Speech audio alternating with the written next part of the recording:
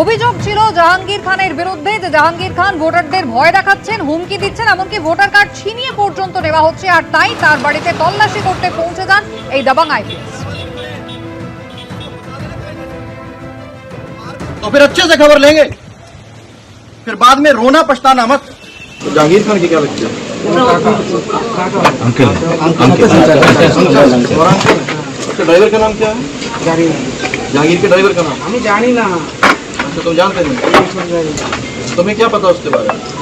हमारे काका से देखते हैं बस, और कुछ नहीं पता है। जहांगीर के घर वाले भी खड़े हैं, उसको बता देना कायदे से। ये बार बार जो खबरें आ रही हैं कि उसके लोग धमका रहे हैं, तो फिर अच्छे से खबर लेंगे, फिर बाद में रोना पछताना मत। জাহাঙ্গীর খান কিন্তু মোটেই এই সমস্ত হুমকিতে ভয় পাচ্ছেন না। তিনি বলছেন এইসব ধমক চমকে কোনো কাজ হবে না, যা করার ঘরে বসেই কিন্তু আগামীকাল তিনি সেরে ফেলতে পারবেন। দেবজিৎ সরকার, তার সঙ্গে আমরা কথা বলেছিলাম, রাজ্য বিজেপির প্রধান মুখপাত্র, তিনি বলছেন ভোট হবে গণতান্ত্রিক উপায়ে। পাল্টা কি বলছেন তৃণমূলের প্রার্থী চন্দ্রিমা ভট্টাচার্য, পরপর দেখাবো। দেখুন, কে দাবাং, কে পুষ্পা, কে অন্যরকম, কে চার্লি চ্যাপলিন, হ্যাঁ, এসব পরে আমরা শুনবো। আমাদের এখন একটাই কাজ, যে মুঘল সাম্রাজ্য যেটা চলছিল, যেখানে ভারতীয় গণতন্ত্রের বা ভারতীয় সংবিধানের আলো যেখানে ঢুকছিল না, সেই ডায়মন্ড এলাকায়, যেখানে তৃণমূলের উত্তরাধিকার সর্বাধিনায়ক যেখানে সবকিছু চালাচ্ছিলেন, তো সেসবগুলো বন্ধ করতে হবে। মানুষের গণতান্ত্রিক অধিকার যারা বাজেয়াপ্ত করেছিল, সে শাহজাহান, ঔরঙ্গজেব, বাবর, যেই হোক না কেন, তাদেরকে যেতে হবে, সরতে হবে। এটা ভারতীয় গণতন্ত্র। এখানে শরিয়াও চলবে না, এখানে ওই তৃণমূলী সিস্টেমও চলবে না।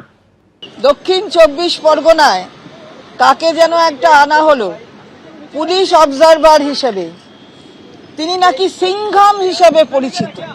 সিংঘাম, বাবা, এনকাউন্টার স্পেশালিস্ট। তো সিংঘাম টিংঘাম যেখানে আছেন সেখানে থাকুন, কিন্তু এখানে এসে যেটা করছেন, এই অবৈধ, এটা যে কাজ করছেন আপনি। কোনো পুলিশ অফিসার কি কোনো মহিলাদের, তারা বাড়িতে কোনো পুরুষ নেই, সেখানে ঢুকে রেড করে তাকে ব্যতিব্যস্ত করতে পারে? এটা কি কোনো পুলিশ অফিসারের কাজ? ইলেকশন কমিশনের গাইডলাইন বলছে যে পুলিশ অবজারভার, অর্থাৎ যে কোনো অবজারভার, সে চোখ আর কান হবে, হাত আর পা নয়, চোখ আর কান। তার মানে সে পর্যবেক্ষণ করবে আর বলবে যদি তার কিছু বলার থাকে। তার মানে এই নয় যে সে সোজা চলে যাবে, বাড়িতে চলে যাবে।